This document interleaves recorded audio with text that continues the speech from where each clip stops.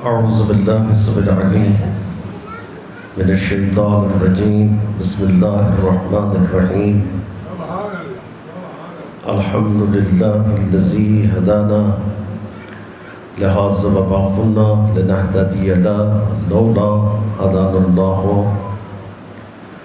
لقد جاءت رسل ربنا بالحق والصلاة والسلام على النبي الأمي المقي البدني الصاحب الحامي وكوكب الدر المقارب السقينة المدفون بأرض مدينة أبي القاسم محمد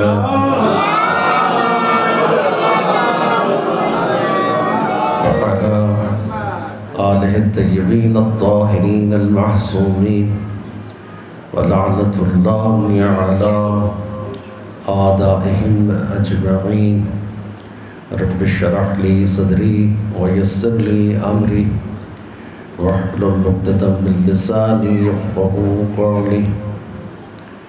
قال الله تبارك وتعالى في كتابه المجيد والفرقان الحميد وقوله الحق من يعتصم بالله فقد هدي إلى صراط مستقيم.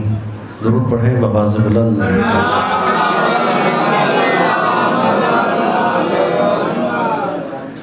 ارشاد معصوم ہے ہم پر بلند آواز سے اس لیے درود پڑھو تاکہ تمہارے دلوں سے نجاست جاتی رہے، طہارت آتی رہے.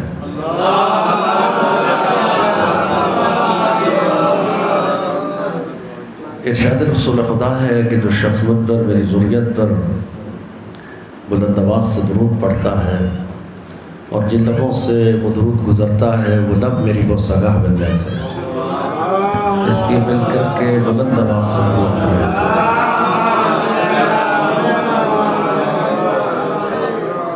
دعا ہے کہ پروردگار آپ تمام برادران ایمانی کی حاجتوں کو قبول فرمائیں اور جو تمنائیں ہیں، جو مرادیں ہیں، بارگاہ رب الحسین میں منظور و مقبول.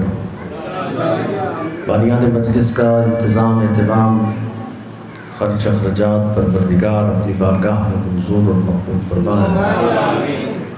اور دعا ہے کہ پروردگار ہمارے برادر محترم جناب علامہ منیر حسین محمدی اور مولانا بشیر مہدی صاحب کے والد مرحوم، دعا ہے کہ پروردگار ان کے درجات کو بلند فرمائے، اعلیٰ علیین میں اعلیٰ مقام عطا فرمائے، صغیرہ کبیرہ گناہوں کو معاف فرمائے، کروٹ کروٹ جوار محمد و آل محمد میں بلند سے بلند مقام عطا فرمائے. لواحقین، پسماندگان، عزیز و اقارب، بیٹے بیٹیوں، بھائیوں، بولیں سب کو صبر جمیل عطا فرمائے اور مرحوم کے لیے زیادہ سے زیادہ کار خیر انجام دینے کی توفیق عطا. ایک ایسی سلوات پڑھیں ان کے مجلس پر غور ہو جائے.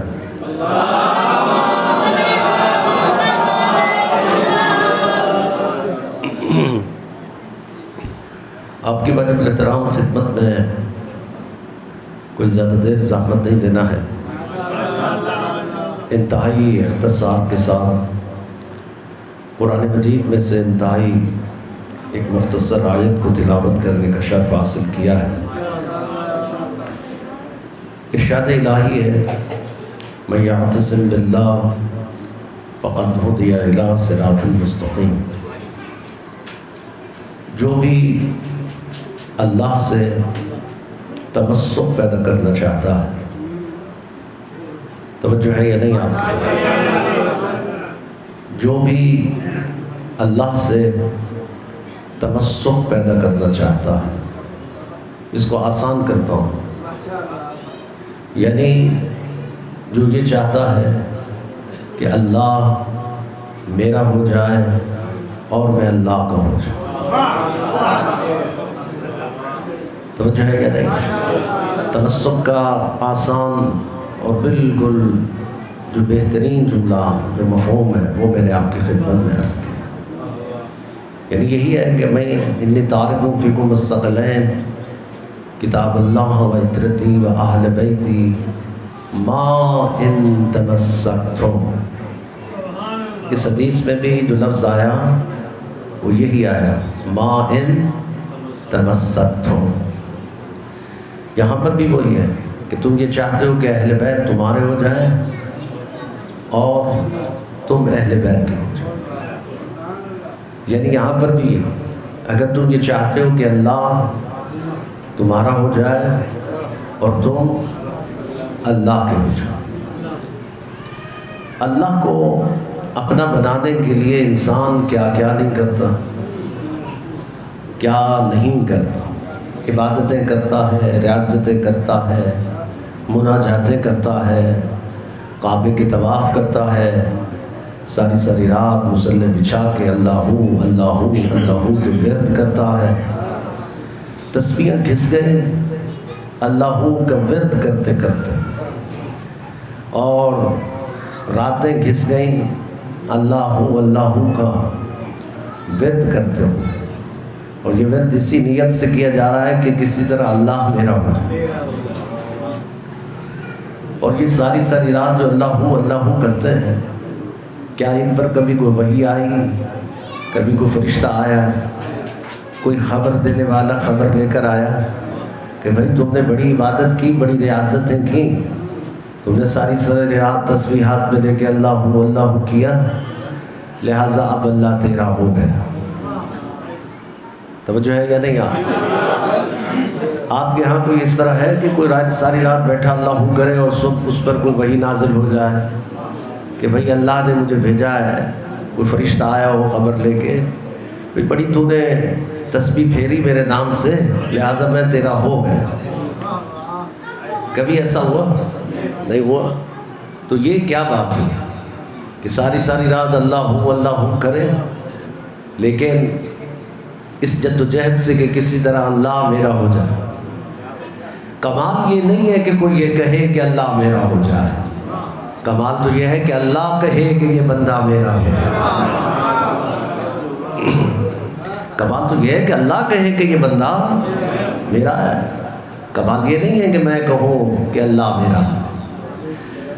اللہ کو اپنا بنانے کے لیے انسان بڑی جد و جہد کر رہا ہے، بعض دفعہ تو ہم سے بھی لڑائی اور جھگڑے کرتا ہے۔ ہم کہتے ہیں کہ بھائی یہ ساری ساری رات اللہ کرتے ہو، کیا مطلب؟ وہ کہتے ہیں تم علی کرتے ہو، ہم اللہ کرتے ہیں۔ تو بعض اس چکر میں بھی پڑے ہوئے ہیں کہ علی کرنے والوں کے مقابلے میں اللہ کیا جائے، لیکن علی کرنے والوں کو بھی یہ پتہ نہیں ہے کہ ہم علی والے ہیں، اور اللہ کرنے والوں کو بھی پتہ نہیں کہ ہم اللہ والے ہیں۔ وہی تو کسی پر بھی بات نازل نہیں ہوتی، لہٰذا اس چکر میں پڑے ہیں کہ کسی طرح اللہ میرا ہو جائے اور میں اللہ کا ہو جائے۔ ہم نے کہا پروردگار یہاں تو رفٹ ختم ہی نہیں ہو رہا، یہاں تو مسئلہ ہے کہ بڑھتا چلا جا رہا ہے، علی والے کہہ رہے ہیں ہم علی والے ہیں، اللہ والے کہہ رہے ہیں ہم اللہ والے ہیں، دونوں کی لڑائی اور جھگڑے بڑھ کے ایک دوسرے کو پیش کر رہے، تو ہی فیصلہ فرما کہ تو ہے کس کا، تو ہی تو اس مسئلے کو حل کرنے والا ہے۔ تو پھر پروردگار کہتا ہے کہ بھائی اس قرآن کو کبھی آنکھیں کھول کر بھی پڑھا کرو، میں نے اسے اندھوں کے لیے تھوڑی بھیجا ہے کہ جو بھی اندھا ہو وہ اسے پڑھنے لگتا ہے۔ تو جب بصیرت کے ساتھ، ادراک کے ساتھ، شعور کے ساتھ، فہم کے ساتھ تم قرآن کو پڑھو گے تو ہم نتیجہ دے دیں گے، اور جب تم بصیرت کے ساتھ میری نشانیوں اور میری آیات کو مطالعہ کرو اور پڑھو تو ہم نے تو واضح کہہ دیا کہ ہم کس کے ہیں۔ تو اس آیت میں اللہ نے یہ بتایا ہے کہ میں کس کا ہوں۔ من یعتصم باللہ فقط ہدی الی صراط مستقیم، جو یہ چاہتا ہے کہ اللہ میرا ہو جائے اور میں اللہ کا ہو جاؤں، تو میں اسے ایک انعام دیتا ہوں، میں اسے ایک گفٹ کرتا ہوں، ایک عطیہ کرتا ہوں، میں اسے ایک اعزاز دیتا ہوں۔ اس اعزاز کی وجہ سے پہچانا جاتا ہے کہ وہ کس کا ہے، اور وہ اعزاز کیا ہے کہ جو دے کر بندے کو اللہ اپنا بنا دیتا ہے۔ اور خود بھی بندے کا بنتا ہے۔ وہ کیا ہے؟ وہ کہتا ہے کہ من یعتصم باللہ فقد ہدی الی صراط مستقیم، یعنی جو یہ چاہے کہ اللہ میرا ہو جائے اور میں اللہ کو ہو جاؤں، تو میں اس کو صراط مستقیم کی جانب ہدایت دیتا ہوں، میں اسے صراط مستقیم کی جانب ہدایت دیتا ہوں۔ یعنی اس کا مطلب یہ ہوا کہ اللہ جس کو اپنا بنا لیتا ہے اس کو صراط مستقیم کی جانب ہدایت دیتا ہے۔ بنفس نفیس کیسا ہے کہ براہ راست یہ ہدایت ہے، اس میں کسی وسیلے کی ضرورت نہیں ہے، کیونکہ اللہ خود ہدایت دیتا ہے، اس میں کسی نبی کو، کسی ولی کو، کسی وسیع کو وسیلہ بنا ہی نہیں رہا، یہ اللہ ہی کی مرضی و منشاء ہے، وہ جس کو چاہے ہدایت دے، جس کو چاہے ہدایت نہ دے، یہ تو اس کی مرضی و منشاء ہے۔ لیکن صراط مستقیم ایک ایسا اعزاز ہے کہ جس کی جانب خدا خود ہدایت دیتا ہے۔ مثلا قرآن مجید میں بہت سے مقامات پر صراط مستقیم کے ساتھ لفظ ہدایت ہے۔ من یہدی، قبلہ قاری صاحب موجود ہے، من یہدی الی صراط مستقیم، میں جس کو چاہوں اس کو صراط مستقیم کی جانب ہدایت دوں۔ یعنی یہ بہت غور طلب ہے، آج چھوٹی سی ہے لیکن بہت غور طلب ہے۔ یعنی اللہ کہتا ہے میں جس کو چاہوں، ہر کسی کو نہیں، میں جس کو چاہوں اسے صراط مستقیم کی جانب ہدایت۔ اس کا مطلب ہے کہ صراط مستقیم کو اتنا بڑا اعزاز ہے کہ جس کی جانب خدا خود بندے کو ہدایت دیتا ہے، اور وہ جس کو چاہتا ہے اس کو صراط مستقیم کی جانب۔ تو ہم نے کہا پروردگار اس میں چاہنے کی کیا ضرورت ہے؟ تو چاہتا ہے کہ ہر بندہ ہدایت پا جائے، تو دیتا جا سب کو ہدایت صراط مستقیم کی جانب، یہ رپھڑ ہی نہ رہے کہ کون صراط مستقیم پر ہے کون نہیں۔ جب تو چاہتا ہے تو دے دے صراط مستقیم کی جانب ہدایت۔ تو پھر پروردگار کہتا ہے نہیں نہیں، یہ اعزاز چھوٹا نہیں ہے، ہر کسی کو تھوڑی دیا جاتا، دیکھنا پڑتا ہے اس کا شجرہ کیسا ہے، اس کا حسب کیسا ہے، اس کا نسب کیسا ہے، اس کی طاقت سہنے کی ہے یا نہیں، صراط مستقیم کا بوجھ اٹھا سکتا ہے یا نہیں، کیا یہ طاقت رکھتا بھی ہے یا نہیں۔ تو ہم صراط مستقیم کی جانب ہر کسی کو ہدایت نہیں کرتے ہیں، جس کو چاہتے ہیں اس کو صراط مستقیم کی جانب ہدایت دیتے ہیں۔ تو اس کا مطلب یہ ہوا کہ اللہ کہتا ہے کہ جس کو میں اپنا بنا لیتا ہوں اس کو صراط مستقیم کی جانب ہدایت دیتا ہوں۔ تو پروردگار یہ صراط مستقیم ہے کیا کہ جس کی جانب تو بندے کو ہدایت دے کے بندے کو اپنا بنا لیتا ہے اور خود بھی بندے کا بن جاتا ہے۔ تو اس کے لیے میں اپنی کتابوں کے حوالے نہیں دوں گا، ملا جامی اہل سنت کے اکابرین علماء میں سے ہیں۔ ملا جامی سے جب اس آیت کے متن کے بارے میں پوچھا گیا کہ یہ صراط مستقیم سے کیا مراد ہے، کہ جہاں اللہ اپنے بندے کو ہدایت دیتا ہے اور بندے کو اپنا بناتا ہے اور خود بھی بندے کا بن جاتا ہے، تو ملا جامی کہتے ہیں اہل سنت کے اکابرین علماء میں سے ملا جامی کہتے ہیں کیا تم نے کوفہ کے منبر پر علی بن ابی طالب کو خطبہ دیتے ہوئے نہیں سنا تھا کہ علی کہہ رہے تھے نحنو صراط مستقیم؟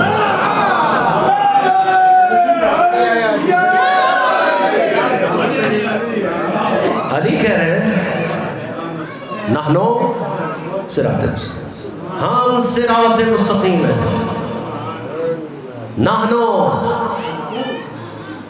آنا نہیں، یہ نہیں کہا کہ میں صراط مستقیم، ہم صراط مستقیم، یعنی طے ہو گیا۔ کوفہ کے منبر پر علی نے یہ بتا دیا ہم صراط مستقیم۔ ہم سے کیا مراد ہے؟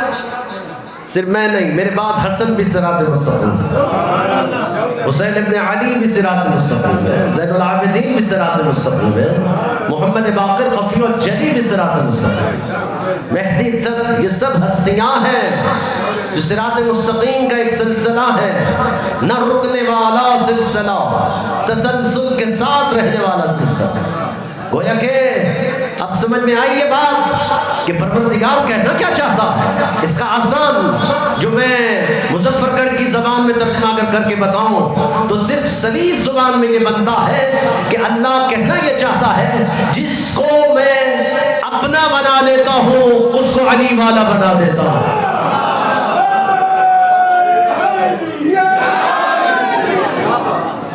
گھبرائے تو نہیں ہے نا؟ یعنی یہ دیکھیں مظفر گڑھی جملہ میں نے یہ ترجمہ کیا ہے، یہ مظفر گڑھی جملہ ترجمہ ہے، ٹھیک ہے؟ یعنی جس کو میں اپنا بنا لیتا ہوں اس کو میں علی والا بنا دیتا ہوں. تو اب یہ رپھڑ، اب یہ سارا رپھڑ تو قرآن نے ڈالا، ہم نے تھوڑی ڈالا. بھائی قرآن مجید سے ہی پوچھنا چاہیے نا کہ یہ رپھڑ آپ نے کیوں ڈالا. ہم نے تو اللہ ہو والوں کو سمجھا یہ اللہ والے ہیں. یہاں تو سارا ہی مسئلہ الٹ ہو گیا. اللہ کہتا ہے کہ بھائی جس کو میں اپنا بناتا ہوں اسے میں علی والا بنا دیتا ہوں. علی والا ہی دراصل اللہ والا. اگر علی والا صحیح معنوں میں علی والا ہو تو، اگر وہ علی والا ہی نہ ہوا تو اللہ والا کیسے ہو سکتا ہے؟ یہ تو اعزاز ہے نا پروردگار کی طرف سے، ایک منصب ہے، ایک مقام دیا ہے. علی والا ہی دراصل اللہ والا ہے. اور علی والا کبھی بھی روز محشر اللہ کے سامنے شرمندہ نہیں ہوگا، کیونکہ علی نے کسی میدان میں ہمیں شرمندہ نہیں ہونے دیا.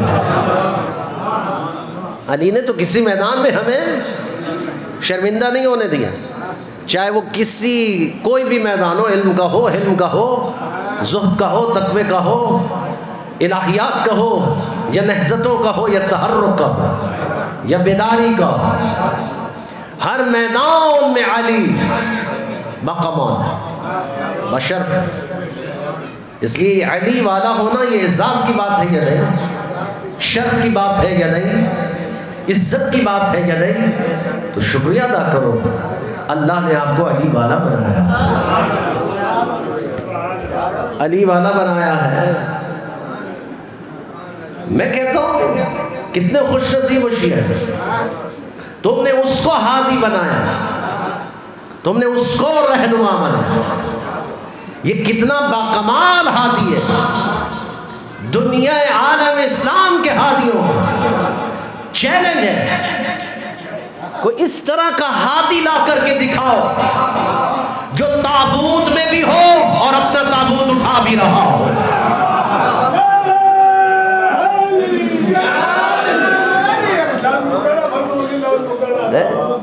کائنات عالم کے تمام ہادیوں کو چیلنج ہے جو دنیا نے بنائے ہیں. کوئی ایسا ہادی لا کر کے دکھاؤ جو تابوت میں بھی ہو اور اپنا تابوت خود اٹھا بھی رہا ہو. یہ منصب اور یہ مقام کسی اور کے پاس ہے تو دکھاؤ. اس لیے کہ جن کو ہم امام مانتے، جن کو ہم ہادی اور رہنما مانتے، وہ عزت میں، کمال میں، شرف میں کوئی ثانی نہیں ہے ان کا.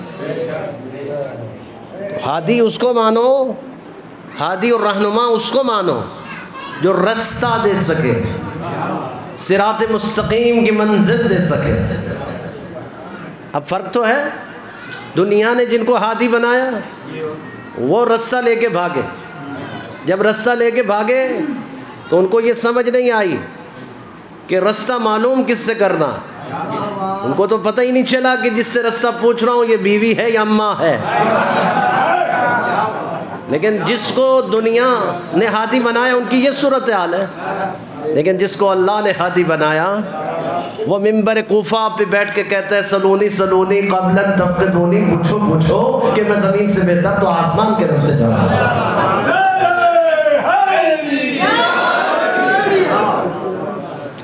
میں زمین سے بہتر آسمان کے راستے جانتا ہوں. بھائی بات تو سیدھی اور صاف ہے، بات سمجھنے کے لیے تو بہت ضروری. میں اگر یہاں ملتان سے آیا آپ کی اس بستی میں تو میں تو بھائی پتہ نہیں رستے میں کتنی مرتبہ رکا کہ یہ بستی نرالی والی کہاں ہے. توجہ ہے یا نہیں آپ کی؟ قبلہ آ گئے، درود بھیجیے آل بیت محمد پر.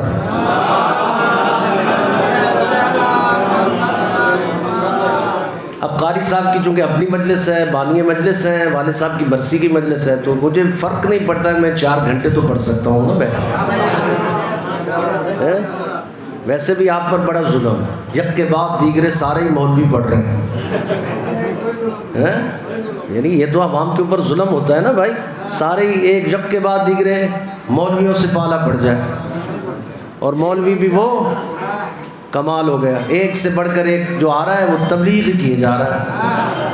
تبلیغ ضروری ہے نا، ہونی چاہیے، لیکن انداز، لیکن بس میں آپ کی خدمت میں کیا عرض کر رہا تھا، یعنی میں ادھر 3 مرتبہ رکا، بھائی بستی نرالی والی کا، تو سب لوگ کہا یار ادھر چلے جاؤ، یہ سیدھی بستی نرالی والی لو، اگر میں یہاں کہیں ہوتا تو مجھے پوچھنے کی کیا ضرورت تھی، مجھے 3 مرتبہ رکنے کی کیا ضرورت تھی، ایسے ہے یا نہیں؟ اس کا مطلب ہے کہ جو جہاں کا مکین ہوتا ہے اس کو اپنے رستوں کی خبر معلوم کرنے کی کیا ضرورت ہے؟ یہی تو ہادی وہ ہے جو زمین سے بہتر آسمان کے رستے جانتا ہے، جو آسمانوں پر حکومت کرتا ہو وہ زمین کا مالک کہلایا جاتا ہے، دنیا عالم اسلام میں تم ایسی ہدایت کا منصب ہے۔ پھر ہم کہتے ہیں دنیا والوں جس کو ہم امام مانتے ہیں، جس کو ہم امام مانتے ہیں، ہم تو اس کی ماں کا تذکرہ بھی کر رہے ہیں، اس کے باپ کا بھی تذکرہ کر رہے ہیں، یہ شرف ہمارے پاس ہے، یہ شرف ہمارے پاس ہے، کوئی اور ہے تو لا کر کے دکھا۔ بھئی جس کو ہم امام اور ہادی مانتے ہیں، ہم تو ان کے باپ کے فضائل بھی پڑھنا جانتے ہیں، ان کی ماں کے فضائل بھی پڑھنا، تو دنیا والوں جس کو تم نے ہادی بنا رکھا ہے کم از کم ان کے باپ کے فضائل تو پڑھ کے دکھاؤ، ان کے باباؤں کے فضائل تو پڑھو۔ بھائی ہادی تو بنا دیا آپ نے، چلیے یہ وہ ہادی تھوڑی ہے جو عمران خان صاحب ہے، عمران خان صاحب کے باپ کے فضائل پڑھیے، ماں کے فضائل پڑھیے، آپ کو اجازت، کوئی مسئلہ نہیں، لیکن آپ نے دین کے ہادی بنا دیے نا، تو دین کے ہادی ایسے تھوڑی بنا دیے جاتے ہیں، دین کے ہادی تو وہی بنائے جاتے ہیں جن کے شجر پاکیزہ ہوں، جس کے نسل پاکیزہ ہوں، جن کے اسلاف پاکیزہ ہوں، جو طاہر بھی ہوں اور مطاہر بھی ہوں، پاک بھی ہوں اور پاک کر سکتے بھی ہوں، ان کے چشمے شہری میں ایسی لذت ہو کہ وہ بخش دے، دنیا جانے کہ امام کیسے ہوتے ہیں۔ امام ایسا تو نہیں ہونا چاہیے، رہبر ایسا تو نہیں ہونا چاہیے مسئلہ پوچھے تو سوچ میں پڑ جائے کہ اس کو کیا جواب۔ ہادی اور امام تو وہ ہوتا ہے جو بتا دیتا ہے کہ بھائی ہم مسئلہ یہ ہے اور ہم آپ کو بتا رہے ہیں، وہ کہتا ہے مولا آپ کی زبان تو مجھے سمجھ میں نہیں آ رہی، تو امام نے ٹھبری اٹھائی، اپنے لحاف پہ دہن لگایا، اس کے منہ میں رکھ دیا،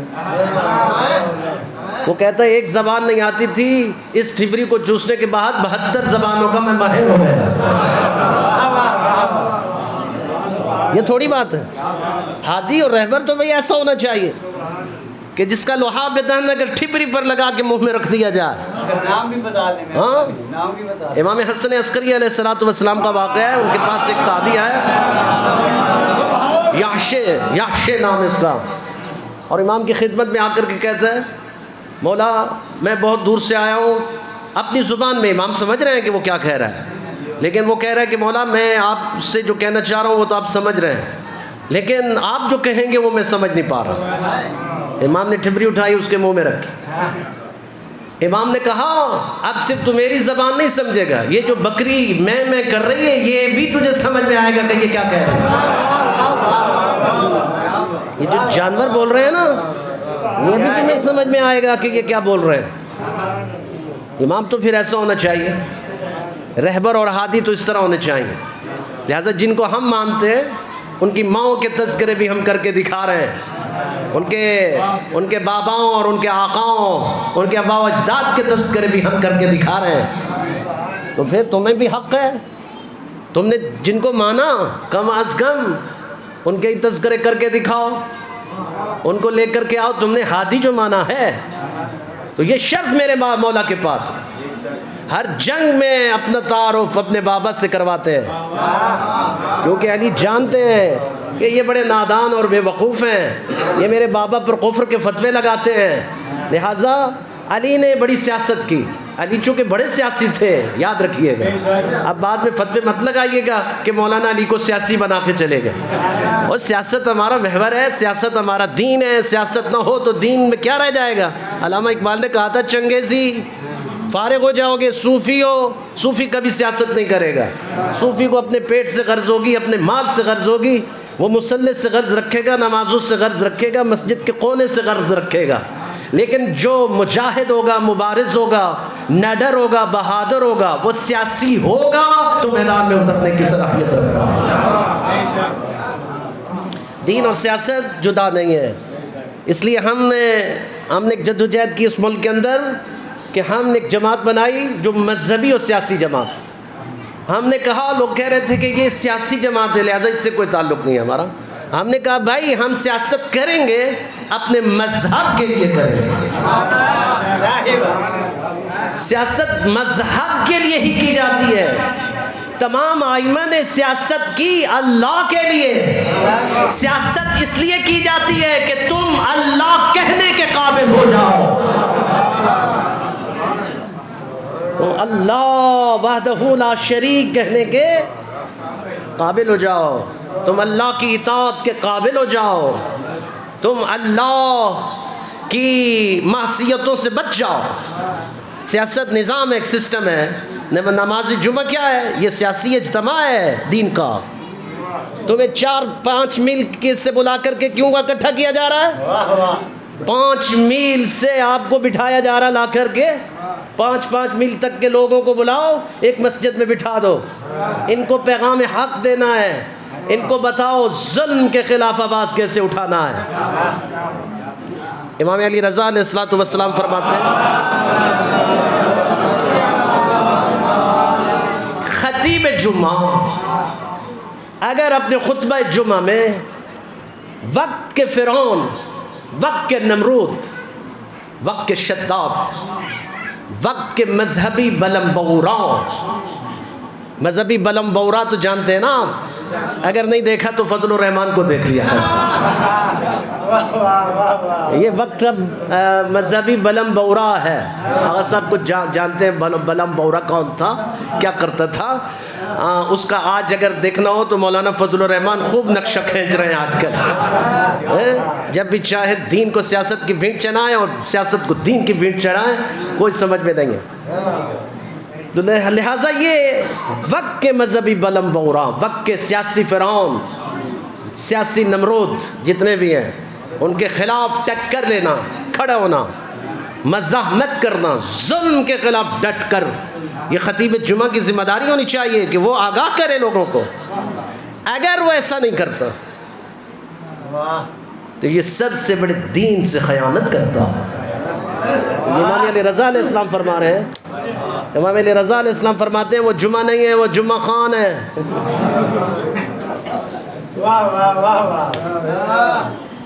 وہ تو جمعہ تھوڑی پڑھ رہے ہیں آپ جمعہ خان کے ساتھ دوستی کر کے آ رہے ہیں. خطیب جمعہ کی یہ ذمہ داری ہے کہ وہ ظلم کے خلاف آواز اٹھاتے رہے. یہ میرے ان ہادیوں کی سیرت ہے جن کو ہم امام مانتے ہیں. ہر امام کے اندر یہ صلاحیت تھی، وقت کے فرعونوں کو للکارنا، ان سے ٹکر لینا. اگر ایسا نہ کرتے تو 1400 سال زندانوں میں رہتے. بتائیے، اگر یار امام ائمہ نے تو سکون سے زندگی گزار دی. لو بھائی، اگر سکون سے زندگی گزاری تھی انہوں نے تو 14 سال زندان میں کیوں رہے؟ ہر امام کو زہر کیوں دیا گیا؟ ہر امام کو زہر دیا گیا یا نہیں؟ اگر امام سکون سے گھر میں خاموشی کے ساتھ یہ ظلم ہوتا، دیکھتے رہے اور دیکھتے رہتے، تو کبھی بھی ان کو زہر نہ دیا جاتا. تمام ائمہ شہید ہو گئے. کیوں شہید ہو گئے؟ کیونکہ ظلم کے مقابلے پر کھڑے ہوتے رہے، ظالم سے ٹکراتے رہے. غلط کو غلط کہتے رہے، صحیح کو صحیح کہتے رہے۔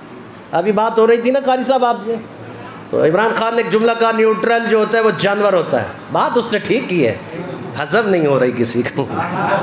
وہ کہتا ہے نیوٹرل جانور ہوتا ہے۔ ہم نے کہا اب تو 1400 سال سے کہہ رہے ہیں نیوٹرل جانور ہوتا ہے۔ یہ تھوڑی ہوتا ہے کہ علی بھی حق پہ اور جو علی کے خلاف تھے وہ بھی حق پہ۔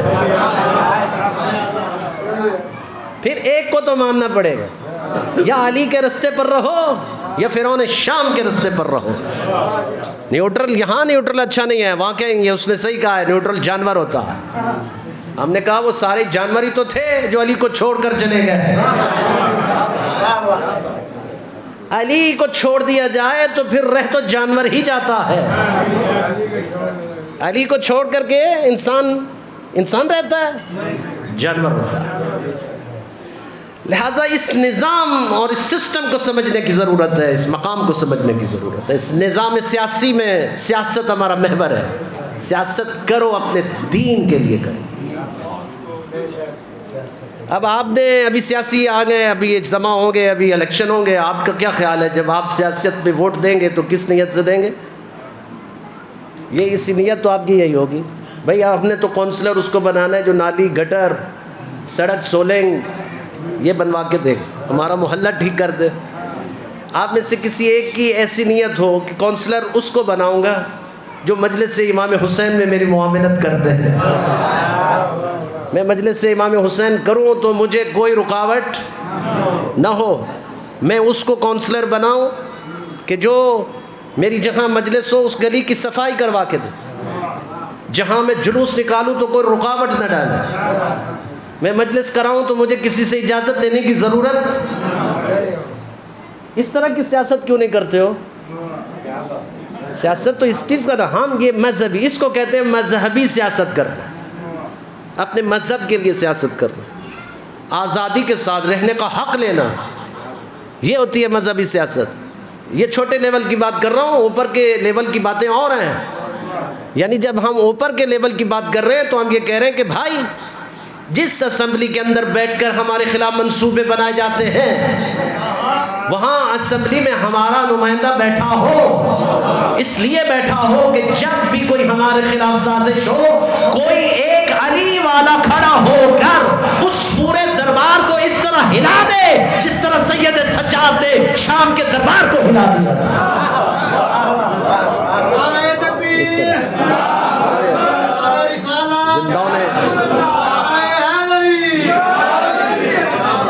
ہمارے زندان شام کے لیے تو ایک سید سجاد کافی ہے، لاکھوں کا مجمع ایک طرف، ایک علی کی بیٹی ایک طرف۔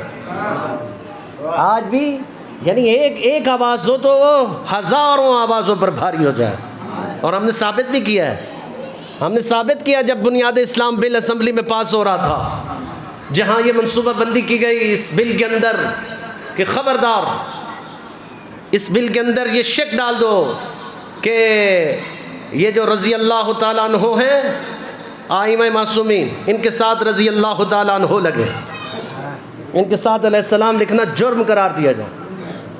یعنی یہ باقاعدہ بل کے اندر یہ شقیں رکھی گئیں کہ آپ امام علی علیہ السلام نہیں کہہ سکتے، آپ حسن علیہ السلام نہیں کہہ سکتے، آپ حسین علیہ السلام نہیں کہہ سکیں گے، آپ کیا کہیں گے؟ رضی اللہ تعالیٰ عنہ۔ آپ ان کے ساتھ یہ لکھیں۔ اس بل کے اندر یہ ڈالا گیا کہ رسول خدا کی 4 بیٹیاں ہیں، یہ تسلیم کرنا پڑے گا۔ یہ بل کے اندر لکھیں گے شکیں، کوئی بھی اگر آئمہ معصومین کے مصائب پڑھے تو یہ صحابہ پر شتم ہوگا، لہذا خبردار۔ یہ تمام شکیں ڈالی گئی، لو بڑے سج دھج کے اسمبلی کے اندر بل آیا اور پھر سب نے دستخط بھی کر دیے۔ اچھا ان جاہلوں نے پڑھا ہی نہیں کہ اس میں کیا لکھا ہوا ہے، سب نے دھڑا دھڑ سائن کر دیے۔ ان کے پاس وقت کہاں ہوتا ہے، وہ تو ویسے ہی دین سے آر لوگ ہوتے ہیں، ان کو دین سے کیا غرض۔ سب نے کہا بھائی اچھا ہے بنیاد اسلام بل ہے تو بھائی اسلام کے خلاف کون بات کرے گا، لہذا جلدی جلدی سائن کر دی۔ لیکن جب پڑھے لکھوں کے پاس آیا، ہمارے علی والوں کے پاس وہ بل آیا اور علی والوں نے جب اس کو پڑھا تو ان کے رونگٹے کھڑے ہو ہو گئے کہ بھائی اس میں کیا لکھا آپ نے؟ تو بہت ساری شکیں تھی جس پر ہم نے ہنگامہ کھڑا کیا، شور مچایا، اور وہی بل اٹھا کر کے اسمبلی سے باہر پھینکوا دیا، دنیا کو بتا دیا کہ اگر ایک سیاسی نمائندہ اسمبلی میں بیٹھا ہو تو وہ شیعان حیدر کرار کے مذہب کا اس طرح دفاع کرتا ہے جس طرح کرنے کا حق ہے۔ تو پھر کیا خیال ہے؟ دین کو سیاست کے طور پر لائیے، سیاسی دین، آپ کا دین سیاسی، مذہبی اور سیاسی دین، یہ سیاسی بنیاد ہے ہمارا۔ اگر ایسا نہ ہو ہمارے اندر، اب بہترین ہے کہ آپ کے اندر کوئی ایسا ہے جو مدافع سیدہ زینب بنے اس نیت سے۔ یہ میدان بڑا بھاری میدان ہے، ہم اس کو آسان سمجھتے ہیں۔ آپ جس طرح دیگر کاموں میں بڑے خوش ہو کے وارد ہو جاتے ہیں، تو آپ کو اس میدان کو بھی چننا ہوگا، یہ بڑا اہم میدان ہے۔ آپ نوجوانوں کی ذمہ داری بنتی ہے کہ میں نوجوان، میری کیا ذمہ داری ہے کہ میں کیا کر سکتا ہوں۔ آپ کی ذمہ داری، آپ میں سے کوئی ایسا مؤثر شخص جس نے پورے محلے میں ایک اخلاق کی کیفیت بنا رکھی ہے، لوگ اس کو چاہتے ہیں، لوگ اس کو توقعات رکھتے ہیں، لوگ اس کو عزت دیتے ہو، تو اس پر واجب ہے کہ وہ سیدہ زینب کا مدافع بن جائے، مدافع بن جائے اپنے مذہب کا۔ کس طرح بن سکتا ہے؟ اس کو الیکشن میں کھڑا ہونا چاہیے، اس کو الیکشن میں جانا چاہیے، اس کو میدان سیاست منتخب کرنا چاہیے، اس کو سیاسی تدبیر کے ساتھ سلیکٹ ہونا چاہیے۔ جب سلیکٹ ہو جائے تو اب وہ اپنے مذہب کا دفاع کرے، اپنے مذہب کا دفاع کرے سیاست کے میدان میں بیٹھ کر۔ وہ کبھی آپ نے سنا ہوگا نا کہ چوکی دار کا کیا کام ہوتا ہے؟ بتائیے، چوکی دار کا کیا کام ہوتا ہے؟ بھائی جو سامان اس کے آپ نے دے رکھا ہے اس کی حفاظت کرنا ذمہ داری ہے کس کی؟ چوکی دار۔ اگر چوکی داری چوروں سے مل جائے، اگر چوکی داری چوروں سے مل جائے تو پھر کیا ہوگا؟ بیڑا غرق ہوگا یا نہیں ہوگا؟ تو یہی ہوگا، ہمارے ساتھ یہی ہو رہا ہے، ہمارے ساتھ ہو بھی یہی گئے۔ ہاں، جو اسلام کے ٹھیکے دار جن کو ہم سمجھتے تھے کہ اسلام کے چوکی دار ہیں، وہی چوروں سے مل گئے۔ آج جتنے بھی غدار ہیں سب امریکہ کے حق میں بات کر رہے ہیں۔ ہم نے کہا خان صاحب جرت کرو، ہمت کرو، امریکہ کی آنکھوں میں آنکھیں ڈال کر آپ نے بات کی ہے، ہم تیرے ساتھ ہیں۔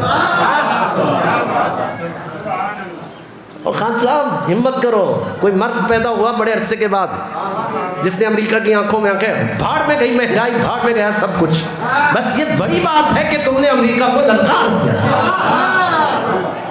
وقت کے فرعون کو تم نے للکارا ہے، تم نے وقت کے نمرود کو للکار دیا، تم نے موسیٰ بن کر دکھا دیا۔ اب اللہ کرے کہ کوئی یو ٹرن نہ لے لو تم، کیونکہ تمہیں عادت ہے یو ٹرن لینے کی۔ اب اللہ خیر کرے، ہم تو دعا کر رہے ہیں کہ خان صاحب کہیں یو ٹرن نہیں لے جائیں۔ لہٰذا بہت اہم ہے کہ ہم خان صاحب کے لیے دعا گو ہیں کہ خان صاحب ہمت کرو، امریکہ کی آنکھوں میں آنکھیں ڈال کر بات کی ہے تو اب آگے بڑھو۔ انشاءاللہ تم نے وقت کے فرعون کو للکار دیا ہے، کوئی مسئلہ نہیں ہے، اگر ایران کو روزی روٹی مل رہی ہے تو ہمیں بھی مل جائے گی۔ ایران بھوکا مر گیا؟ ایران ختم ہو گیا؟ ایران ملیا میٹ ہو گیا؟ نہیں، آج بھی ایران سے ڈرتے ہیں۔ ایران ایک مرتبہ کہتا ہے تیری ایسی کی تیسی، تو پھر کیا ہوتا ہے؟ پتہ چل جاتا ہے کہ ہم کیا ہیں، جرت نہیں ہوتی۔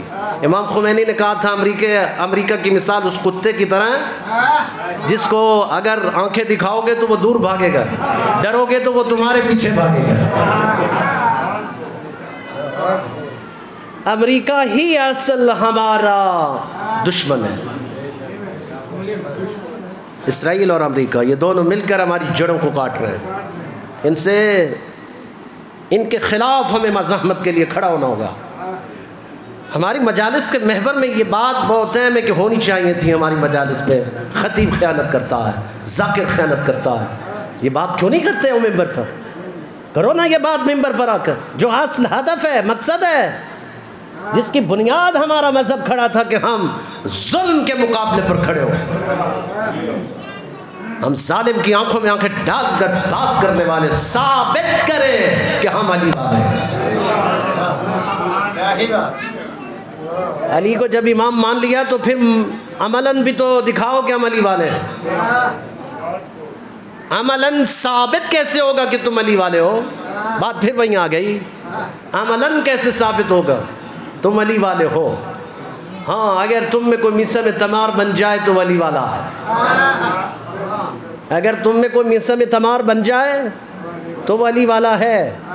اس لیے علی والا ہے میثم تمار، کیونکہ میثم تمار کو علی نے خبر دی تھی، علی نے خبر دی تھی میثم تمار کو، اے میثم تجھے سولی، اس درخت پر سولی پر لٹکایا جائے گا، اس کھجور کے درخت پر۔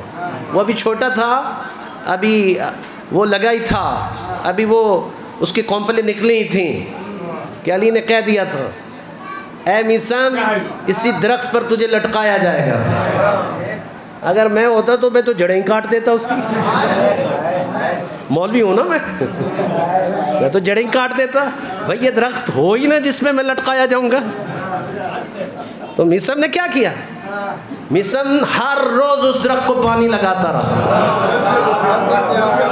یہ جلدی پروان چڑھے اور میں اس پر لٹکایا جاؤں۔ علی صرف یہ کہہ دیتے نا کہ تو اس پہ لٹکایا جائے گا، یہ اور بات ہے۔ علی نے کہا تھا میثم میری مودت میں تجھے اس پر لٹکایا جائے گا، میری محبت اور مودت میں تجھے اس پر لٹکا دیا جائے گا۔ تو میثم اب ہر روز پانی دیتے ہیں، یہ پروان چڑھے اور میں اس پر لٹکایا جاؤں۔ زبان گدی سے نکلے گی، وہ لمحہ کب آئے کہ جب میری زبان علی کی مودت میں گدی سے نکل جائے۔ ہاں تو میثم نے بھی کمال کر دیا تھا، میثم نے حد کر دی تھی عشق کی۔ وہ کیا کہتے ہیں، دور میثم پر میثم یہ بیان دیتی ہیں، دور میثم پر میثم یہ بیان دیتے ہیں، رہے گا نام علی ہم زبان دیتے ہیں، رہے گا نام علی ہم زبان دیتے ہیں۔ میثم سے مجھے ایک مسدس یاد آ گئی، اگر آپ اجازت دیں تو میں سناتا ہوں آپ۔ اے میثم کو زور بیان دینے والے، اے میثم کو زور بیان دینے والے، قاری صاحب جاگ رہے ہیں نا، جاگ کے سنیے گا، لطف آئے گا۔ اے میثم کو زور بیان دینے والے، مجھے تر زبان دے زبان دینے والے، مجھے تر زبان دے زبان دینے والے۔ علی کی ولایت سے انکار کیسا، علی کی ولایت سے انکار کیسا، زبان دے چکے ہیں زبان دینے والے،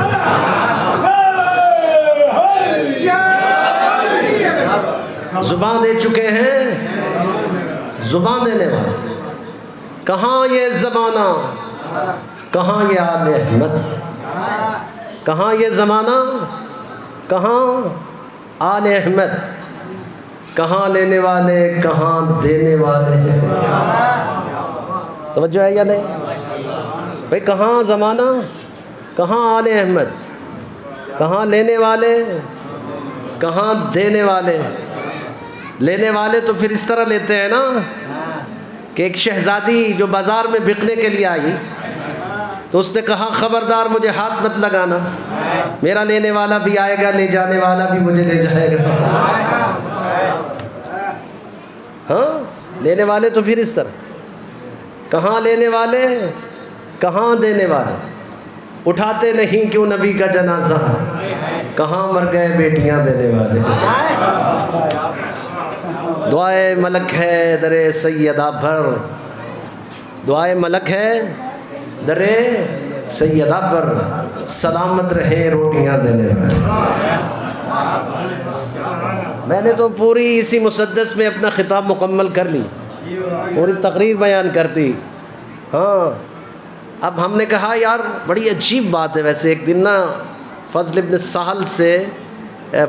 سہل نے مامون الرشید سے یہ پوچھا، سمجھ نہیں آتا، ایک طرف امام رضا علیہ السلام کو زہر دینے کا ارادہ رکھتے ہو، ایک طرف تو امام رضا کو تم زہر دینے کا ارادہ رکھتے ہو، اور ایک طرف تم ان کو بیٹی بھی دینا چاہتے ہو۔ یہ بات سمجھ میں نہیں آ رہی. ایک طرف امام سے دشمنی، دوسری طرف اپنی بیٹی امام کو دینا چاہتے ہو.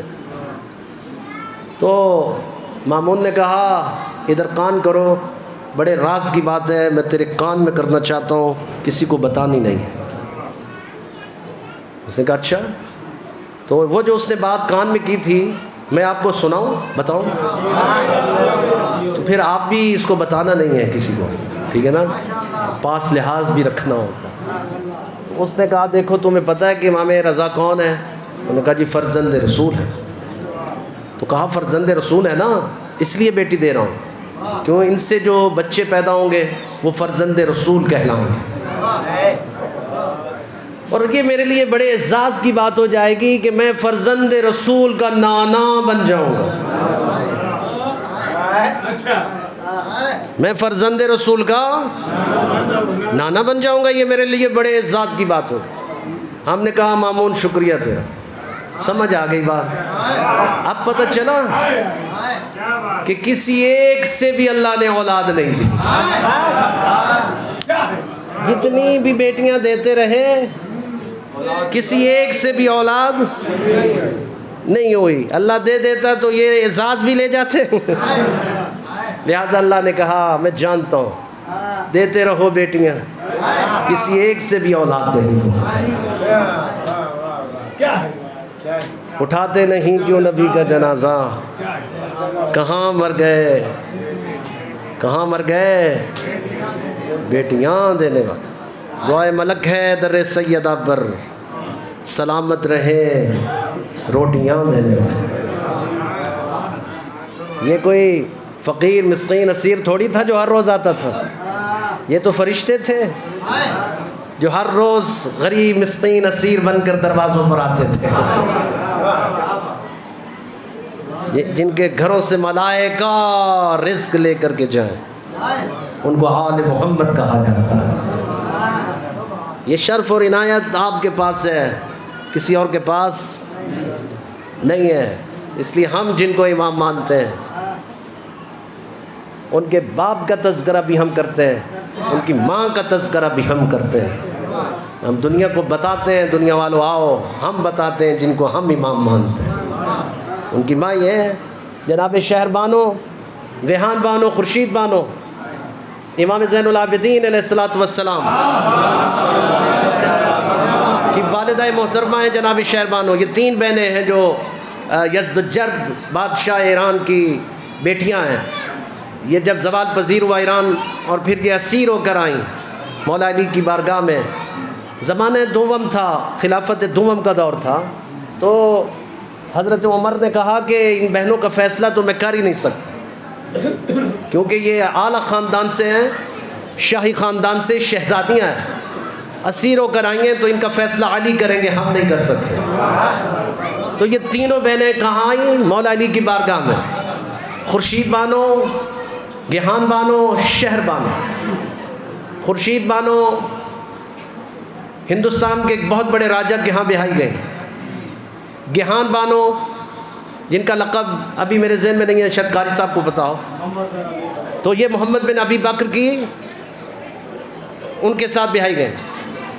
تو شہر بانو کی جب باری ہے تو مولا علی نے کہا تھا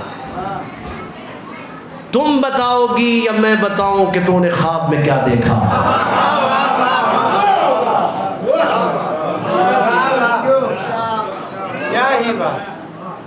تو جناب شہر بانو نے کہا تھا اے مولا میں کیا بتاؤں، میں خواب میں کالے برقعے والی بی بی کو دیکھتی ہوں جو مجھے کہتی ہے کہ شہر بانو میں نے تجھے اپنے حسین کے لیے منتخب کیا، تجھے اس وقت تک قائم رہنا ہے جب تک کہ تیری نسل سے میرا باہرواں مہدی نہ آ جائے. تو جناب شہر بانو کی نسل سے امام مہدی ہیں، امام زین العابدین علیہ الصلوۃ والسلام کی عصمت پروردہ میں ہم یہ سادات ہیں، ہم پوری نسل سادات اسی بی بی مطہرہ کے یہ شرف ملا ہے جناب شہر بانو کو. یہ مقام کسی اور کے پاس نہیں. کر کے دکھاؤ، ہم کر رہے ہیں نا. جن کو تم نے ہادی بنایا، رہنما بنایا، ان کے تذکرے اس طرح کرو ہمیں بھی سمجھ آئے.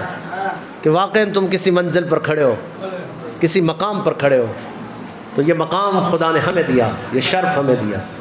ہم علی والے ہیں، ہم علی والے ہیں، اور علی والے ہم بنا کر ثابت بھی کر دیتے ہیں کہ ہم علی والے ہیں.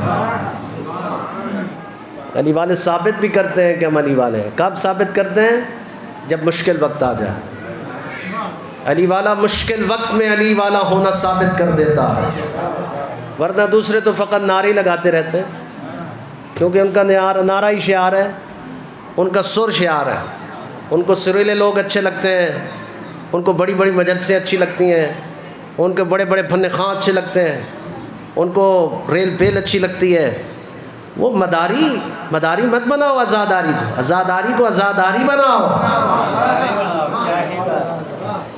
یہ دھوکے مت دو ہمیں، آزاداری کے ساتھ کھلواڑ مت کرو. آزاداری ہمارا نقطۂ شرف ہونا چاہیے، کیونکہ آزاداری کے متعلق میں نے یہ پڑھا، آیت اللہ انصاریان نے بھی بیان کیا کہ آزاداری کوئی معمولی شرف نہیں ہے.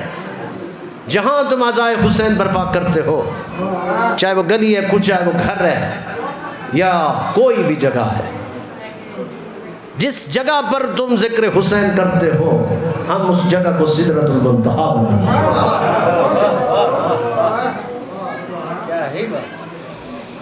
تو سدرۃ المنتہا مقام ایک شرف ہے، یہ کوئی تھوڑی ہوتا ہے. امام حسین علیہ السلام کے ذکر کے لیے اللہ اس جگہ کو سدرۃ المنتہا بناتا ہے، کیونکہ حسین کا ذکر شروع ہی سدرۃ المنتہا سے ہوا. سدرۃ المنتہا سے ہی شروع ہوا اور سدرۃ المنتہا پر رکا ہوا ہے، سدرۃ المنتہا سے نیچے نہیں آ رہا. اس لیے جہاں پر بھی تم ذکر حسین کرو وہ سدرۃ المنتہا بن جاتا ہے. اس لیے اس کے ساتھ دو نمبری اچھی نہیں ہے، اس کے ساتھ کھلواڑ اچھا نہیں ہے. ایک ذاکر اہل بیت پچھلے دنوں بڑا اچھا مجھے ایک نام لگا ان کا، اور خدا ان کی توفیقات خیر میں اضافہ کرے. ہم نے ان کو خراج تحسین پیش کیا کہ یہ بڑا اچھا کیا ہے آپ نے. جنگ کے تھے مشتاق شاہ صاحب، وقت اذان ہوا تو انہوں نے اذان کے ادب میں مجلس کو روک لیا اور پھر سارے مجمع کو اٹھا کر لے گئے کہ آؤ پہلے مقصد حسین پورا کر لو، پھر آگے بڑا قصیدہ سناؤں. مومنین پہ خوش ہو گئے کہ واقعاً بھائی کو بڑا قصیدہ سنیں گے ہم. تو اچھی بات ہے، اچھا کیا ہے. اب یہ ذمہ داری صرف ذاکر کی نہیں ہے، بانی مجلس کی بھی بنتی ہے. بنتی ہے یا نہیں بنتی؟ بانی مجلس کو چاہیے کہ وہ وقفہ رکھے نماز کا. اگر نماز کا وقفہ نہیں رکھا تو تم نے سدرۃ المنتہا سے گر گئے. تم سدرۃ المنتہا پر اب نہیں رہے ہو، اب تم اس حسین کا ذکر نہیں کر رہے ہو، اب تم اپنے نفس، اپنی چاہت کا ذکر کر رہے ہو. علامہ نصیر اجتہادی بہت بڑے عالم تھے، وہ طے کرتے تھے، باقاعدہ فیس طے کرتے تھے کہ بھائی اتنی فیس لوں گا تو مجلس پڑھوں گا. اچھا بھائی یہ کیا اقدام ہے؟ ہم تو کہتے برا ہے، چلیے وہ بھی ہے.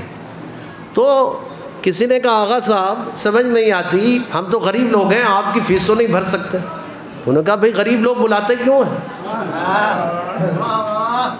غریب لوگ مت بلاؤ. تو یہ جو ہزاروں روپے طے کرتے ہو آپ مجلس کے، یہ کیوں؟ انہوں نے کہا دیکھیے جس نے خلوص سے مجلس کروانی ہے وہ تو بلائے اپنے پیش نماز کو اور وہ مجلس کروا دے.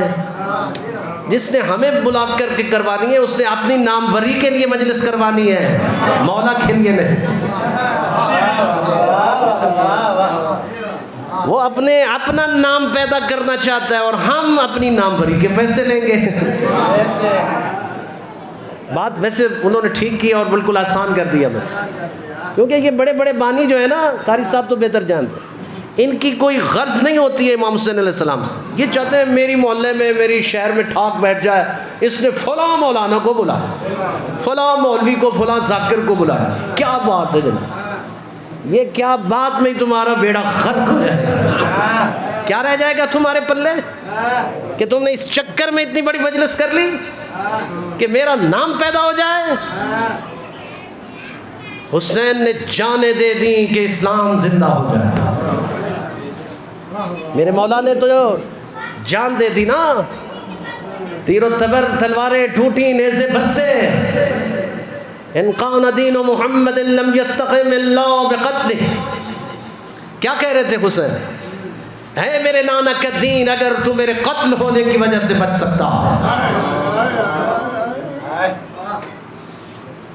تو دعوت دی. غریب زہرا نے دعوت دی ہے کس کو؟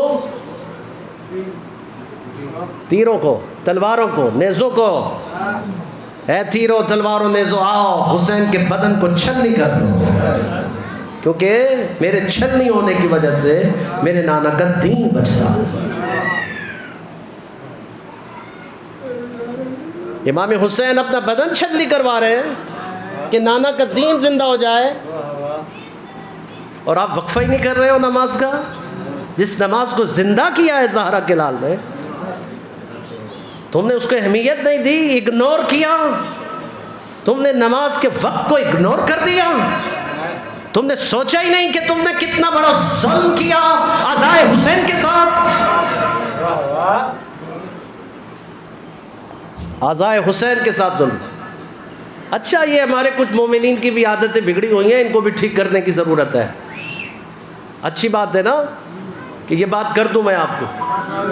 ہم بھی کوئی پارسا نہیں ہیں، گناہ گار ہیں، لیکن کچھ گناہ ایسے ہوتے ہیں جو کنٹرول میں ہوتے ہیں، کرنے ضروری نہیں ہوتے. کوشش کر لیا کرو کہ یہ نہ ہو. اب بعض دفعہ ہوتا کیا ہے، بے تقیائی کس طرح کرنی ہے آپ نے؟ مثلا ایک بڑا ذاکر آ گیا تو سارا مجمع اندر آ گیا، جگہ فل ہو گئی، بیٹھنے کی بھی جگہ نہیں. اچھا ایک چھوٹا بیچارہ ذاکر آ گیا، اٹھ کے سارے چلے گئے. یہ آپ کا عمل اس ذاکر کی انسلٹ کرنا ہوتا ہے جس کو آپ نے امام حسین کے نام پر بلایا تھا. انسلٹ کی آپ نے اس کی، آپ نے اگنور کیا، آپ نے بے تقیائی کی. چلو ایک دو جس کو تکلیف ہے وہ چلا جائے، سارے اٹھ کے چلے گئے. اچھا چلے کہاں گئے؟ گھر نہیں گئے، باہر گٹر پر کھڑے ہو گئے. کتنی عجیب قوم ہے یہ، سدرۃ المنتہا چھوڑ کر گٹر پر کھڑے ہونے جا رہے ہیں.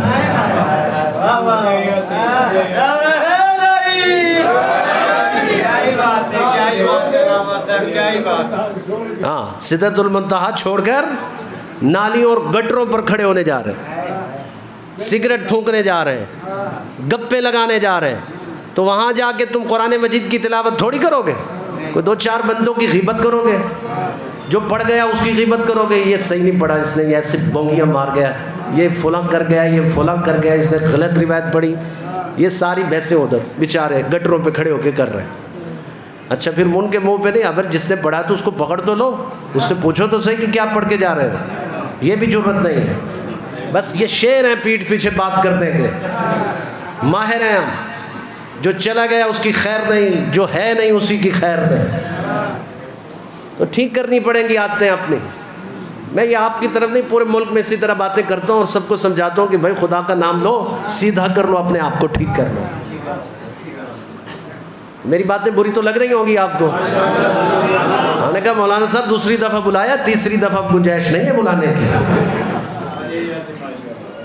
تو یہ کر لو نا بھائی، ٹھیک ہے، اپنے آپ کو بھی ٹھیک کرو. صرف مولویوں اور ذاکروں کو ٹھیک کرنے کا ٹھیکہ ہے آپ کے پاس، یا اپنے آپ کو بھی ٹھیک کرنے کا ٹھیکہ ہے آپ کے پاس؟ اپنے آپ کو بھی ٹھیک کرو. تو جب تم ٹھیک ہو جاؤ گے تو پورا معاشرہ ہی ٹھیک ہو جائے گا. وہ مسئلہ ہی نہیں ہے. پڑھنے والا بھی بڑے محتاط طریقے سے پڑھے گا، پتہ چلے کہ کوئی سلجھا ہوا مجمع بیٹھا ہے، بھائی ادھر بات کریں گے تو پکڑے جائیں گے. تو بھی ادب سے پڑھے گا، احترام سے پڑھے گا، طریقے سے پڑھے گا. یہ ہونا چاہیے نا انداز. آپ بہتر کیجیے. سدرۃ المنتہا پر آئے ہیں تو سدرۃ المنتہا پر بیٹھیے. یہ معمولی بات نہیں ہے، کیونکہ آیت اللہ انصاریان صرف یہاں تک نہیں رکے. کسی نے کہا مولا کہا آغا جان سدرۃ المنتہا بن جاتا ہے وہ مقام جہاں ذکر حسین ہو؟ کہا نہیں، عرش مولا بن جاتا ہے. وہ جتنی بار بھی پوچھتا تو اس سے بڑے مرتبے ہی ملتے اس کو، کیونکہ حسین کے ذکر میں تنزلی نہیں ہے، زوال نہیں ہے، عروج ہے، عروج. پھر ایک روایت پہ بڑا پکا عقیدہ ہے مومن کا کہ مردوں میں امام زین العابدین آتے ہیں، خواتین میں سیدہ زہرا آتی ہیں۔ تو جب آپ کا یہ عقیدہ ہو کہ میرا وقت کا امام آیا ہے، امام زین العابدین مولا آئے ہیں، تو تم ان کو چھوڑ کے جا رہے ہو؟ تم سیدہ کو چھوڑ کر جا رہے ہو؟ عقیدے رکھو تو پھر عقیدوں کا لاز بھی رکھو، پاس بھی رکھو۔ یہ تھوڑی ہوتا ہے کہ عقیدے صرف بیان کرنے کے لیے ہو، نہیں، عقیدے ثابت کیے جاتے ہیں، عقیدے ثابت کرنے پڑتے ہیں، پھر جا کے کہیں منزل اور مقام ملتا ہے۔ تو یہ شرف ہے، کتنے تم خوش نصیب ہو کہ تمہاری مجلس میں میرا چوتھا امام ہوتا ہے، اور تمہیں معلوم ہے کہ میرا چوتھا امام کہاں آتا ہے۔ پہلے تو تمہارے لیے یہ بڑا اعزاز ہے، جب مجلس حسین برپا ہو تو میرا چوتھا امام دہلیز پر کھڑا ہوتا ہے، ہر ایک سے مصافحہ کرتا ہے، ہر ایک سے مصافحہ کرتا ہے، میرا مولا مصافحہ کرتا ہے۔ خدا کی قسم جب دہلیز پہ داخل ہونے لگو نا تو تھوڑا سا سروں کو جھکا کے، تھوڑا سا ادب سے، احترام سے، اکڑ اکڑ کرنا آیا کرو امام بارگاہوں کے اندر، عاجزی کے ساتھ، انکساری کے ساتھ آیا کرو۔ امام کی بارگاہ میں جا رہے ہو نا، یعنی یہ محضر امامت ہے، محضر امامت میں جھک کے جانا پڑتا، اکڑ خانیاں اپنے گھروں میں رکھ کر آؤ، یہاں عاجزی دکھاؤ، عاجزی۔ میرا چوتھا امام تمہارا استقبال کرتا، تمہارے ساتھ مصافحہ کرتا، تمہارا شکریہ ادا کرتا، اور کہتا ہے اے میرا عزادار، اے میرا ماتمدار، میں زین العابدین تمہارا مشہور ہوں، میں تمہارا ممنون ہوں، تم ان کو رونے آئے ہو جن کی لاشوں پر کسی کو رونے نہیں دیا گیا، تم ان کو رونے آئے ہو نا جن کی لاشوں پہ کسی کو رونے نہیں دیا گیا۔ میں سجاد تمہارا ممنون ہوں، مشکور ہوں، اور صرف میں نہیں ہوں، میری دادی زہرا بھی تمہارا شکریہ ادا کرتی۔ کتنے خوش نصیب ہو آپ کہ سیدہ زہرا تمہارا شکریہ ادا کرتی، اور بعید ہے کتنے خوش نصیب ہو کہ تمہاری آنکھوں سے نکلنے والے آنسو یہ بیکار نہیں جاتے، سیدہ زہرا کے رومال کی زینت بن جاتے ہیں، بی بی کے رومال کی زینت بنتے ہیں یہ آنسو۔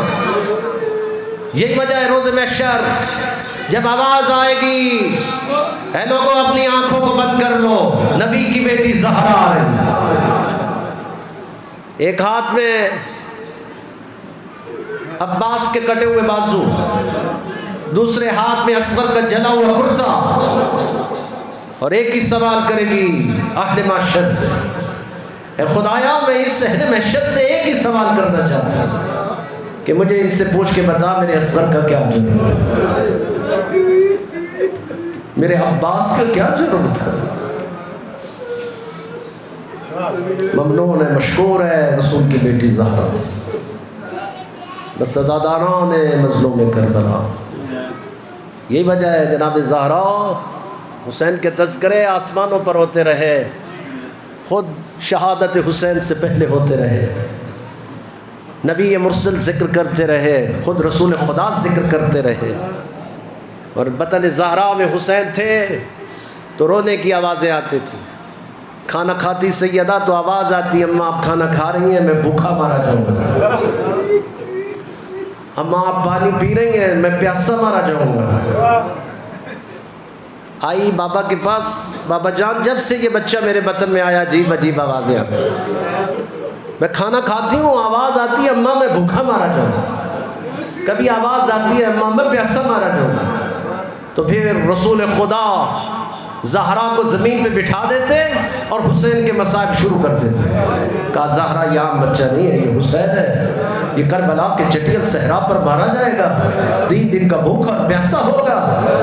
جب پورے مصائب رسول خدا بیان کیے تو صرف اتنا کہا، نہ بابا جان میں صرف اتنا پوچھنا چاہتی ہوں کہ میرے مظلوم بیٹے کے غم میں کوئی رونے والا بھی ہوگا یا نہیں۔ تو رسول خدا نے کہا تھا زہرا اللہ ایک ایسی قوم پیدا کرے گا جو صبح سے لے کر شام تک تیرے مظلوم بیٹے کے غم میں رویا کرے گی۔ تو صرف اتنا کہا اچھا بابا اگر ایسا ہے تو میں زہرا وعدہ کرتی ہوں میں اس وقت تک جنت میں نہیں جاؤں گی جب تک کہ میرے حسین کا آزادار نہیں جائے۔ آزاداری ایک مقام ہے، آزاداری ایک شرف ہے، آزاداری معمولی نہیں، بس آزاداران بس دو جملے اور میں قاری صاحب کو زحمت دو، بس اتنا عرض کرو، اگر حسین نہ ہوتے تو اسلام نہ ہوتا، زینب نہ ہوتی تو حسین نہ ہوتا، زینب نہ ہوتی تو حسین نہ ہوتا۔ حسین نے اسلام کی لاج رکھی، زینب نے حسین کی لاج رکھی۔ زینب شریکت الحسین ہے لیکن حسین شریکت الزینب نہیں، حسین شریکت الزینب نہیں ہے لیکن زینب شریکت الحسین۔ پوری کربلا پالی ہے زینب نے حسین کے لیے، اکبر پالا، قاسم پالا، اور محمد پالے، عباس پالا، پوری کربلا تو پالی ہے زینب نے حسین کے لیے، اور پوری کربلا پال کے لیے زینب نے حسین کے لیے۔ زینب شریکت الحسین 28 رجب سے لے کر 28 رجب سے لے کر عصر عاشور تک زینب حسین کے ساتھ ہے، لیکن عصر عاشور سے لے کر واپسی مدینہ تک زینب تنہا ہے، اکیلی زینب۔ عزادار بیٹھے ہیں، ماتمی نوحہ خان تشریف فرما ہوں گے، مجھے ایک سوال کا جواب دے سکتے ہو؟ حسین کتنے دن پیاسے رہے؟ کتنے دن؟ 3 دن۔ تاریخ نہیں بتا سکیں کہ زینب کب سے پیاسی تھی اور کب تک علی کی بیٹی پیاسی رہی، تاریخ نہیں بتا سکتی، کوئی نہیں بتا سکتا کب تک علی کی بیٹی پیاسی رہی۔ شام کے زندان میں بیٹھ کے نماز شب پڑھتی ہے، کیا بات ہے، سنا ہے کبھی آپ؟ زندان شام میں جس کی نماز شب قضا ہے، یہ تو زندان شام ہے۔ زیارت ناحیہ میں امام زمانہ کہتے ہیں میرا سلام اس مقدر طاہر علی پر کہ جس نے اونٹوں کی کوہانوں پر بھی نماز شب کو ترک رکھا، وہ بھی شام کے زندان میں بیٹھ کے نماز شب پڑھتی ہیں۔ سید سجاد کہتے ہیں بھوپی اماں اٹھ کے پڑھیے، آپ کا عمل نمونہ ہے۔ کہتی ہے سجاد تجھے پتہ ہے نا قیدیوں اور بچوں کے لیے جتنا کھانا اور پانی آتا ہے تیری بھوپی قیدیوں اور بچوں میں تقسیم کر دیتی ہے۔ شام کھا گئی میرا مظلوم بیٹا، زینب میں اتنی سخت نہیں ہے کہ اٹھ کر نماز پڑھ سکے۔ بتانے والی نسلوں کو پتہ چلے زینب روتے کیسے رہی۔ عزادار بیٹھے ہیں ماتمی، مجھے ایک سوال کا اور جواب دو، کوئی بتا سکتا ہے کہ حسین کو تیر کتنے لگے ہیں، سیدہ کو تازیانے کتنے لگے ہیں؟ عزادار بیٹھے ہیں نا، حسین کو تیر کتنے لگے؟ امام علی رضا علیہ السلام سے پوچھا گیا مولا آپ کے دادا حسین کے بدن پر کتنے زخم تھے؟ تو میرے مولا نے کہا تھا یہ نہ پوچھ کتنے زخم تھے، میں صرف اتنا بتا سکتا ہوں کہ میرے دادا حسین کے بدن پر اتنے زخم تھے کہ دائیں کی ہوا بائیں گزر جاتی تھی اور بائیں کی ہوا دائیں گزر جاتی تھی۔ اور سیدہ کو تازیانے کتنے لگے تجھے مجھے نہیں پتا۔ جب پہنچی ہے نا نانے کے روزے پہ، کہتی ہے نبیوں کا سردار نانا، کائنات کا مختار نانا، اگر آج تیرے پاس غیر محرم نہ ہوتے تو زینب تجھے وہ کرتا دکھاتی کہ زینب پر کتنے ظلم ہوئے۔ نانا شام غریبہ ظالموں کے پاس تازیانے تھے اور تیری بے وارث بیٹیاں تھیں، تیری اکیلی بیٹیاں تھیں۔ نانا میں تجھے وہ منظر دکھاؤں کہ ذرا شام غریبہ جلے ہوئے خیموں سے ہم کیسے باہر آئیں۔ ایک منزل وہ بھی آئی جب ماں کے مرکز پر آ کر شکوہ شروع کیا، کہا ماں میرا اکبر مارا گیا آپ نہ آئے، میرا قاسم مارا گیا آپ نہ آئے، میرے اون محمد مارے گئے آپ نہ، اماں میں اکیلی رہ گئی تھی اور آپ نہ آئی، کہ قبر زہرا سے آواز آئی زینب کیسی باتیں کرتی، اکبر گھوڑے سے گرے میں نے گود میں لیا، قاسم گھوڑے سے گرے میں نے گود میں لیا، اور محمد گھوڑے سے گرے میں نے گود میں لیا، کربلا کا ہر جوان گھوڑے سے گرتا رہا، میں زہرا اپنی گود میں لیتی رہی، زینب پر ایک لاشا میں اپنی گود میں نہ لے سکی، ہائے کون سا لاشا، ہائے کردگار وفا، غازی عباس جب زین سے گرا تو عباس بن بازو کے تھا، میں عباس کا لاشا اپنی گود میں نہ لے سکی۔ وَسَيَعْلَمُ الَّذِينَ ظَلَمُوا أَيَّ مُنْقَلَبٍ يَنْقَلِبُونَ۔ السلام علی الحسین وعلی علی ابن الحسین وعلی اولاد الحسین وعلی صحاب الحسین وعلی ذریة الحسین۔